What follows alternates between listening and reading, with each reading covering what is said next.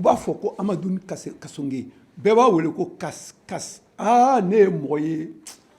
cinéma kanu bɛ mɔgɔ min na culture kanu bɛ mɔgɔ min na min bɛ jamana fɔ k'a kɔrɔta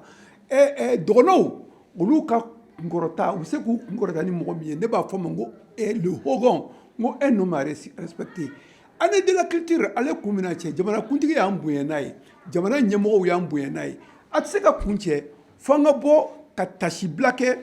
ni mɔgɔw ye minnu ye Mali ka seko ni a dɔnko ka kɔrɔta ni Amadou Kasonge n'i y'a ye k'i b'a ka film fɔ minnu bɛ i fɛ a bɛ ten cinéma bɔlaw mana bɔ tuma caman moyen t'u bolo ale de b'a ka mobili ta a b'a farikolo ta k'a don a la k'a fɔ ko Boubacar an ka taa nin kɛ donc ne nana ko n bɛ le fou du village kɛ a ko Boubacar ka bɔ yan nɔ ka taa e bɛ wari min di ne ma yɛrɛ o tɛ a bɔ ne ko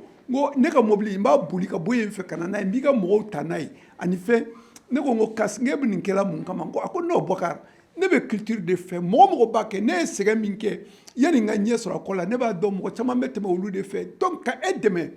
o ka di ne yɛrɛ de ye donc an nana a ye le fou du village nin kɛ a y'a kɛ a seko la an nana k'an bɛ wura de segu kɛ ale de ye a kɛ ko détenteur des savoirs a bɛ mɔgɔ dɔ bila ni fatɔ furakɛla don an b'a bila a la Mokhtar Kabiru ale de b'o rôle jouer wura de segu la a y'o kɛ ka ɲa nasa ali idara kelimuna bimodare sin fudatlana ya salaun nasiin tawal banwa yodugulan bawa sinti mena uleri kede miya da ondwa sinki nda yeli kede miya da ondo omale ndemale denga miya la tembo ko ombelenge ngana ko do donc ni ya bla fɛn la a bɛ ten ni na ko Boubacar kana fɔ k'i b'i ban ka ne ta ko parce que ko ne sara wari t'i bolo dɛ n'i b'a fɛ ka fɛn kɛ dɔrɔn ni mago b'a la n'i y'a dɔn ko ne bɛ se ka kɛ dɔrɔn a fɔ n ye ne bɛ na n b'a jouer parce que e bɛ kɛlɛ min na ne yɛrɛ b'o kɛlɛ de la ka to an ka jamana ka dɔn donc ni jamanakuntigi ko année de la culture don i bɛ bɔ k'o mɔgɔw wele ka f'u ye ko aw bɛ ka min kɛ nin ye a tɛ ka kɛla aw yɛrɛ ye dɛ a bɛ ka kɛla jamana de ye a bɛ ka kɛla aw bɔkolo de ye a bɛ ka fɔ la anw danbe de ye a bɛ ka fɔ an ka yɛrɛdɔn de ye donc o foli fo ka bɔ k'o kɛ Amadou Kasonge ye donc ne y'a ye yɔrɔ o yɔrɔ a bɛ giribasa ka da ne kan a bɛ mɔgɔ fo ni majigi ye o majigi ye ala k'o majigi ala k'o da an n'ale bɛɛ ma ala ka kɔrɔtali ala k'o d'a ma bon donc o de don ale optera pour l'art or art la ni a tun taara politique la n'a tun taara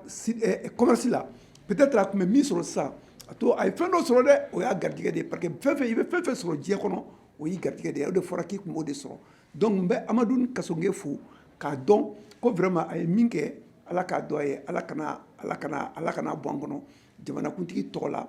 jamana ɲɛmɔgɔ bɛɛ tɔgɔ la sinima bɔlaw tɔgɔ la artiste bɛɛ tɔgɔ la ne bɛ bɔ k'a fɔ k'a ni ce ani baraji a y'a Kasonge a ye min kɛ jamana ye ala k'a dɔn a ye. La Maison fédérale du cinéma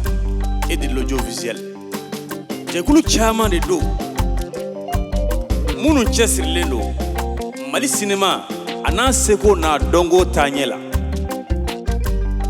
olu de farala ɲɔgɔn kan ko ka nin kɛ taasibila ye an ka jamana ɲɛma n'o ye le général d'armée son excellence Assimi Goïta ani jamana ɲɛmɔgɔw u ye ɲinan san 2025